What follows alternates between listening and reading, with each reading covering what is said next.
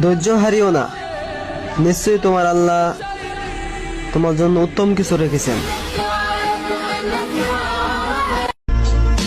ইস, দুনিয়াটা যদি এমন হইতো যে যারা ভালোবাসে সেই যদি তারা পাইতো।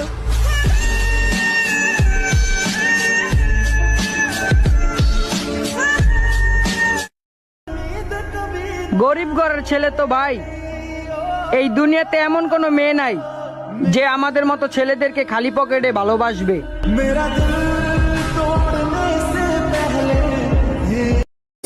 একটু দূরেই ডাকছে জীবন, যাচ্ছি চলে তাই ভাবছি তোকে আঁকছি কত রঙিন বাহানায়।